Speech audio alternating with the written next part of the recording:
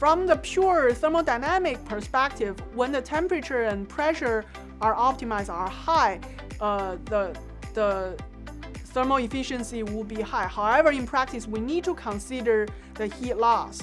So it's not the highest temperature. The higher the temperature is, the higher the overall efficiency is. So we can manipulate the temperature region a little bit, and we see the additional benefit from slightly reducing the temperature in the sense of reducing soot and NOx emission.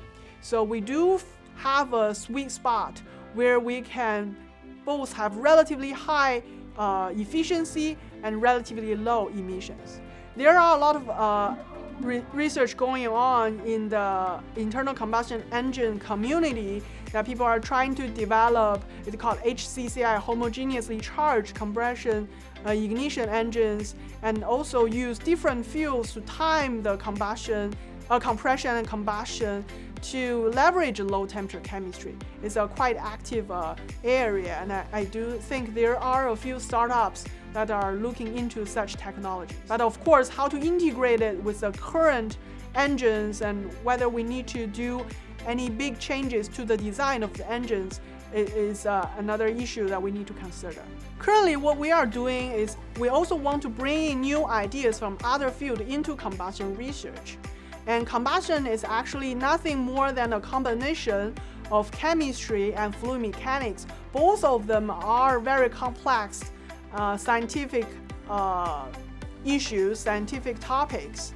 And now we are bringing the toolbox from a machine learning field to combustion research to understand the chemistry. For example, we are trying to use machine learning technologies to automatically develop the chemical models to describe the chemical reactions.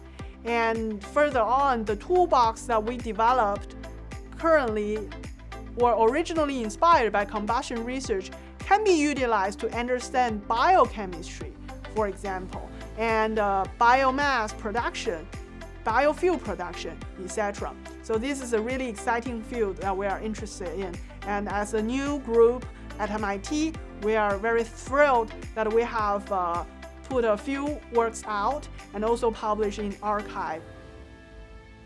Another research in our group is to develop carbon-neutral solid fuels for combustion. As I mentioned before, combustion is a fantastic way to turn the energy stored in chemical bonds into thermal energy. So we don't want to lose that. However, the traditional combustion of fossil fuels bring us this issue of carbon emission due to the fact that there is a very large amount of carbon components in the fuels we use, such as fossil fuels, petroleum, natural gas, as well as coal. So we were thinking, how about we keep the combustion part, however we change the fuel part where we do not have carbon-based fuels but something else.